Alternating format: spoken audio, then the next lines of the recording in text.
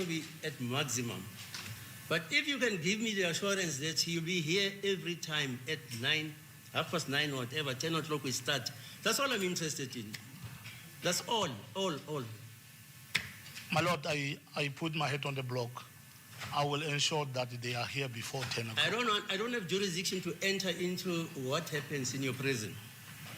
Whether who steals what. It's out of my jurisdiction. My presence here, my Lord, demonstrates that the matter has been escalated at the high level. So I had abandoned important meetings. I saw them as not a priority. We saw this as a priority, and we are going to see to it that they are here before time. You want your client to say something? As the court please. And I don't want to hear who is right and who is wrong. All I'm interested in is the court must start on time.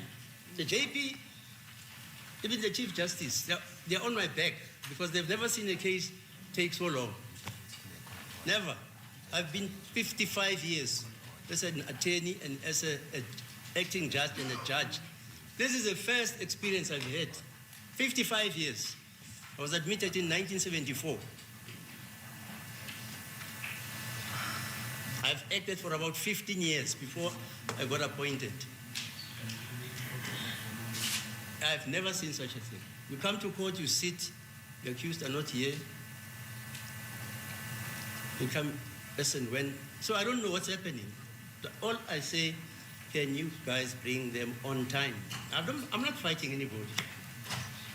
My Lord, I'm not disrespecting anybody. Yesterday I made it clear that I'm not undermining your authority. You may have told.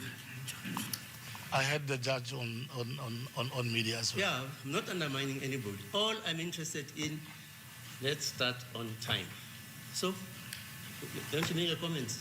Then, yes, my Lord. through your client. I wanted to respond, my Lord. Thank you, my Lord. My Lord, I agree with His Lordship to say he's not allowed to entertain the issues on both sides, whether this one is correct or whether this one is right. As the court has stated the reasons yesterday of which resulted to the court order, to say for the sake of progress in this matter, the court is going to make the order that is going to ensure that the trial is run and is finalized speedily as it is supposed to be, and the delay is affecting the constitutional rights of the accused to have an expedited trial. My Lord, I submit with due respect that the court order has been granted, and my Lord, it cannot be rescinded. Who says that? Who says that? You haven't heard of an order being recalled? Yes, my Lord, I'm making my submissions. I've noted the submissions and the undertaking made by the area commissioner, Mr. Khoza, my Lord. However, it is not going to resolve the problem that we're sitting with because there are disputes I don't know between. about that. Let me tell you, I'm speaking in open court and I'm talking to the highest authority in the correctional services, and I'm speaking to your client here. I don't want to get into the argument about who stole a piece of bread and what have you. And this order, I can recall it if I'm given the satisfaction and the inclination and the official order that the accused here, they will come on time. That's all.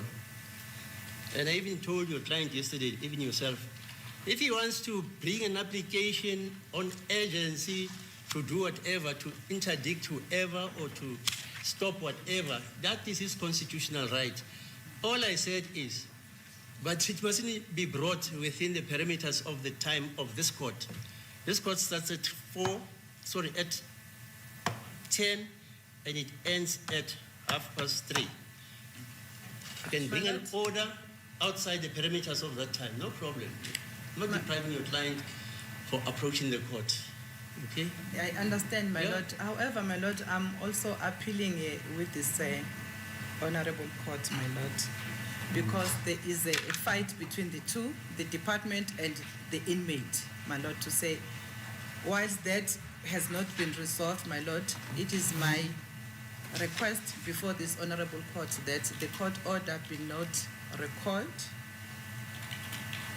in order to afford the accused an opportunity to be able to understand the proceedings, to be able to concentrate throughout the proceedings without being exposed to the situation that is disturbing the criminal proceedings that he is currently attending. It is my respectful submission, my lord, and we are towards the end of the state case, now approaching the defense case wherein we need Mr. Ntoli's full concentration towards his case, my lord. I submit, my lord, that at this stage, the interference has got negative impact towards Mr. Ntoli's concentration in attending these criminal proceedings, my lord. That's my respectful submission. Him. He was at the peak of his career. Who did not like that? Is this just... I'll say it was a hit. Where is the mastermind? Hello, members of the Court of Public Opinion. Welcome back to the Great Awakening channel with your host, Mrs. Independent, aka I am not a lawyer, but I do read the room and the record. Today, I witnessed something very curious. Advocate Mshololo stood to plead for the enforcement of an order, and Judge Rata, he didn't just cut in, he clapped back. But why? What was really going on there, guys? But again, if you are new to this channel, don't forget to subscribe. If you already are, you know the drill. Watch until the end and don't skip the ads, because this is how you financially support independent analysis. And thank you, guys. Thank you so much for watching my videos. I really appreciate that. And it will never go unnoticed. But again, let's unpack this. The moment, the moment that made me curious and ask myself, when's the yeah, again. So I think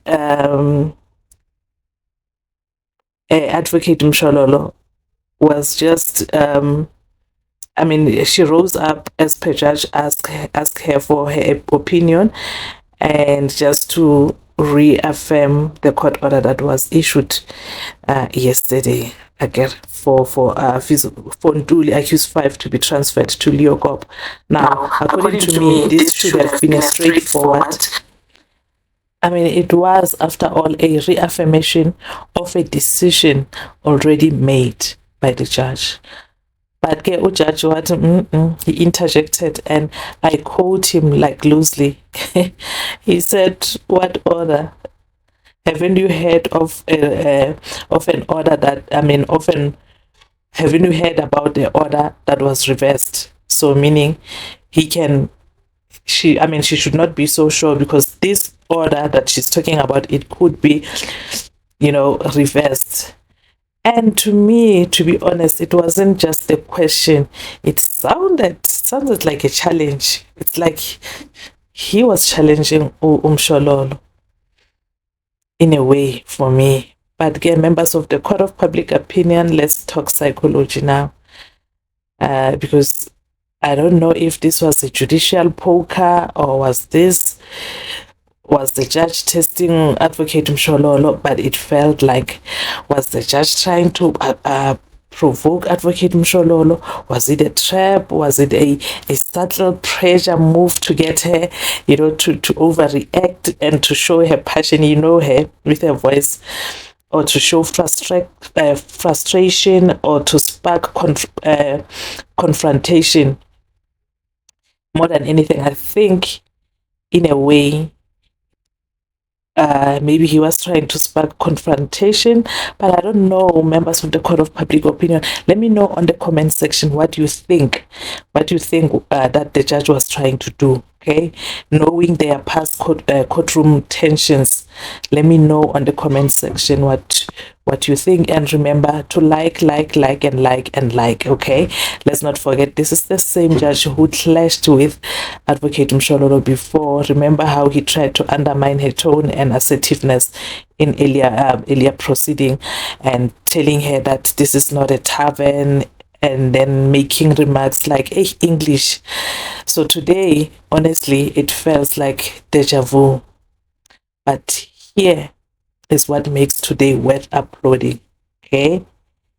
Advocate Mshololo kept her composure, no raised voice, no dramatic reaction. She stood her ground and stated her point and did not play into debate, if it was one.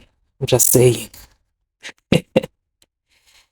And for a brief moment, it genuinely felt like the judge was preparing to reverse himself, contradict a directive he has issued just a day before.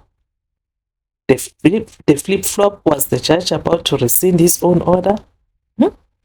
Or was it a judicial indecisiveness, or worse, judicial manipulation? I don't know. What makes an order, why make an order one day and then act as if its enforcement is somehow unreasonable the next? Why? And more importantly, why weaponize tone or phrasing against an officer of the court? Or maybe looking at the bigger picture, is it a war of personalities? Maybe. Let's not pretend this is not just about prison logistics. This is about power, respect, and ego. The tension between the bench and the bars are showing, and it's not flattering at all. I'm sure Lolo, standing up for her client's constitutional right, is being subtly pressured, maybe even patronized, yet she refused to be rattled. This is what legal integrity under fire looks like, guys. This is how it looks like. So, members of the Court of Public Opinion, was this just a miscommunication, or was it a calculated display of control from the bench? You decide. But what I saw was this: an advocate who knows how to hold her fire even when the courtroom gets hot, and that, T-Gamers, is a true courtroom grace. Grace from our Queen Show.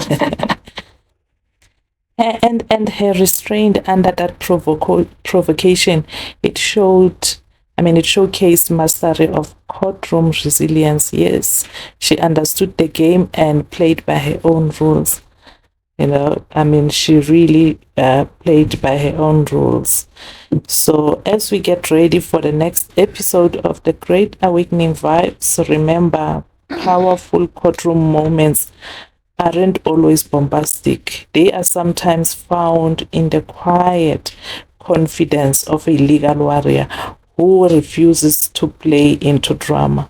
What stood out most to you? The judge's provocation, Mshololo's calmness, or the broader implications for Ntuli's trial? And I think so far we should have known now that the judge's provocation are sort of intentional. The judge's abrupt comment seems strategic, perhaps designed to catch the defense off guard, gauge if Mshololo would challenge what he was saying, or test their composure. So somehow they are intentional. But again, today, Miss Mshololo read the room. He read the room, he read the judge, and he said, I am not coming andizi. Andizi namhlanje, judge, you are on your own. I'm not gonna fight back, or here I am pleading for a case for my client, and I'm not about to make noise and say things that would impact what I'm trying to do for my client. And she passed that with flying colors. She passed the test with flying colors. And yeah, before I log out of this courtroom circus, let me leave you. This was a high-stake courtroom theater. Every line, pause, and reaction matters. Advocate Mshololo's composed silence wasn't passive, it was active control. She didn't flinch, she didn't falter, she let the law speak, and it responded with an order. Nduli's transfer stand. I am Mrs. Independent. I am not a lawyer, but I know when power starts flexing more than justice. And this was the great awakening. Court dismissed.